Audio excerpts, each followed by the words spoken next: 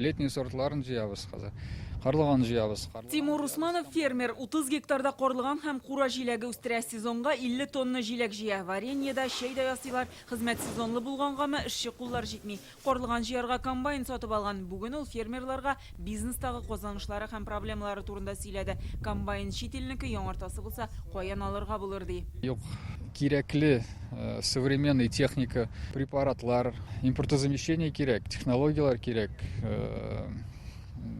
специалистлар кирәк. 365 хуҗалык, иртә белән монда авылдан 150-250 машина шәп китә. Ялгыр бөтенсе Казанда эшли. Систа киенеп бара, систа киенеп кайта. Ни өчен ул анда фермада ирсен? Фермер Габделәхмәт Куддусовта да охшаш проблема. Ул республикада агротуризмны беренче булып башлаган кеше. Ул вакытта елына 100 кеше килсә, хәзер 40 меңгә җитә. Грант алып кунакханә төзеткән, туристлар өчен сервисны яхшыртасы бар әле ди. Элегрәк кунаклар коймагын эремчегендә алып китә торган була. Хәзер сыерлар тотмый, савучы юк. Мин башлаганда 10 елларында авылда хуҗалыкта сыерлар күп иде. Алар монда әбиләр алып киләләр, творог, каймак, йомыркасын бөтенесен монда сумка күтәреп җигерәләр, автобус күренүгә. Монда без зур автобуслар белән киләләр безгә. Май аенда тур фирмалары, 20 артык тур фирма безнең белән эшли.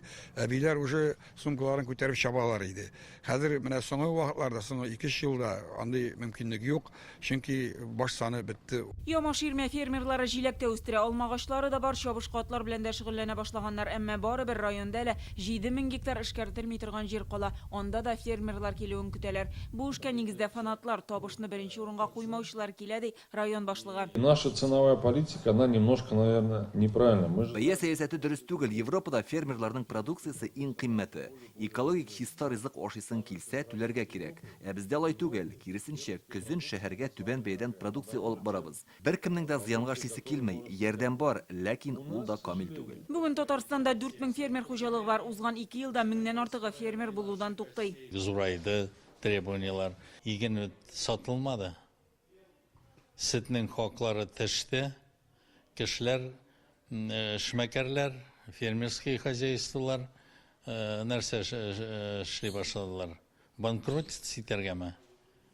Или эшне ыргытып түгел инде фермерский хозяйствоны ЛПХгамы күчәргә. Контроль-надзорный орган якларыннан файда бар.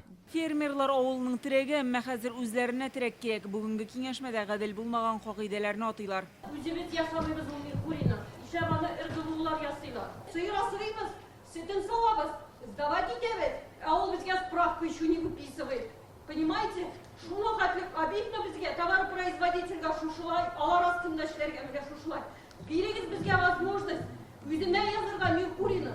Шагамы именно документта түгел, шагамы именно лабораторияда тикшерүдә. Любой лабораториягә мөрәҗәгать итсәләр дә, анда бәяләре инде зур.